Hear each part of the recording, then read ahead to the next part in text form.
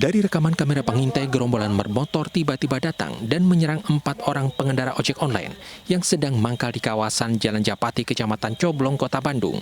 Itu kan bapak yang di pos ya? Bukan. Beberapa para pengemudi ojek online kabur, namun 2 orang yang tertinggal dikeroyok segerombolan kelompok bermotor dengan ranting dan batu yang berada di dalam selokan. Bahkan di antara pelaku ada yang membawa senjata tajam saat menyerang pengemudi ojek online. Menurut Ketua RT setempat, para pelaku dan korban sendiri bukan warga sekitar. Untuk dari warga sini, ada anggota keluarganya yang menjadi korban, jadi saya pastikan sih tidak ada warga sini yang terlibat ataupun menjadi korban. Belum diketahui motif para pelaku menyerang para pengemudi ojek online tersebut. Dari Bandung, Jawa Barat, Ervan David, iNews melaporkan.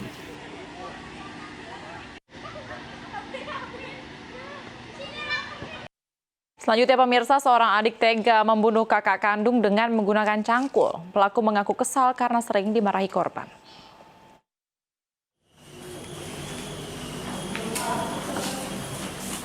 Seorang pria di Deli Serdang, Sumatera Utara, tega membunuh kakak kandungnya sendiri dengan menggunakan cangkul. Korban dibunuh saat sedang bekerja di sawah. Pelaku mengaku dirinya membunuh karena tidak terima dimaki korban. Korban tewas saat di perjalanan menuju rumah sakit. Pelaku dan korban sering ribut mulut dan korban memang sering memaki pelaku berulang kali. Mungkin pada saat kejadian itulah puncaknya. Motifnya itu sakit hati karena sering dimaki oleh korban. Kini pelaku diamankan di Polresta Deli Serdang.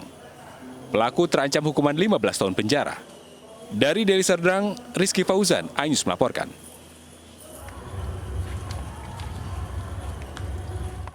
Selanjutnya informasi dari Jambi, pemirsa, hanya karena tidak diindahkan saat menebus barang yang digadaikan. Seorang warga di Kabupaten Batanghari, Jambi tewas ditembak.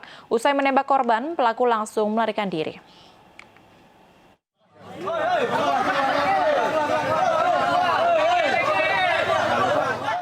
Seorang pria warga desa Bulu Kasap, Kecamatan Marosebo Ulu, Kabupaten Batanghari, Jambi tewas di rumahnya dengan luka tembak di kepala.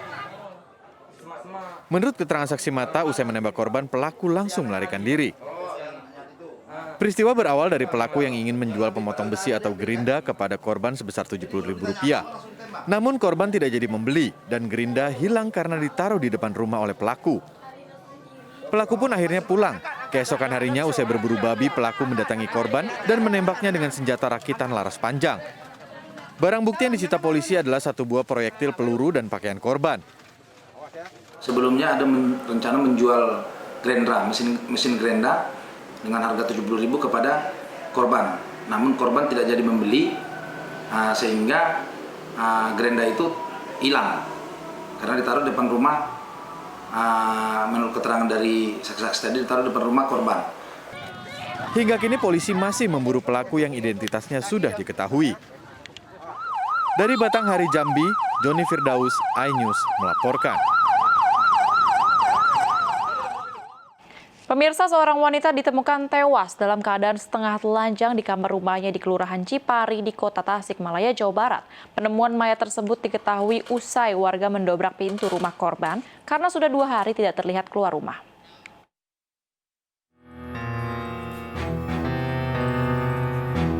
Jasad Rosmiati ditemukan warga dalam kondisi berlumuran darah di perumahan Melodi, Kampung Ciberem, Kelurahan Cipari, Tasikmalaya, Jawa Barat, Sabtu malam. Warga sekitar curiga karena sudah 2 hari korban tidak terlihat keluar rumah. Warga pun mendobrak pintu rumah korban dan mendapati wanita berusia 54 tahun ini tewas dengan kondisi setengah telanjang di kamarnya. Sehari-hari korban tinggal seorang diri karena suaminya bekerja di luar kota. Kebetulan kunci rumahnya nggak dikunci. Barang-barang kita lihat ke sana, ternyata si ibu kondisinya udah telungkup dengan keadaan tidak pakai celana gitu, pakai baju.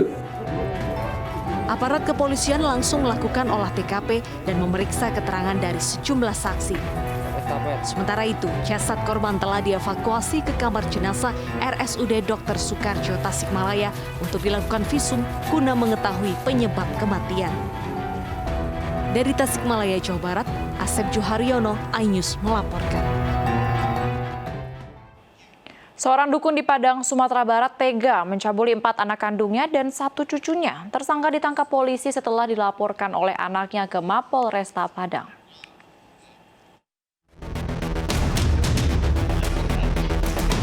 Pria yang berprofesi sebagai dukun ini ditangkap polisi dari Polresta Padang atas laporan kasus pencabulan 4 anak kandung dan 1 cucunya. Selama ini para korban tak berani melapor polisi karena malu.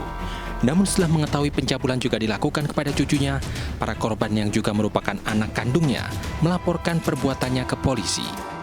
Untuk korban 2 orang, yaitu anak kandungnya dan cucunya sendiri. Namun berdasarkan informasi penyelidikan, pelaku ini juga telah melakukan ke beberapa anaknya. Namun untuk saat sekarang untuk pelaku tidak.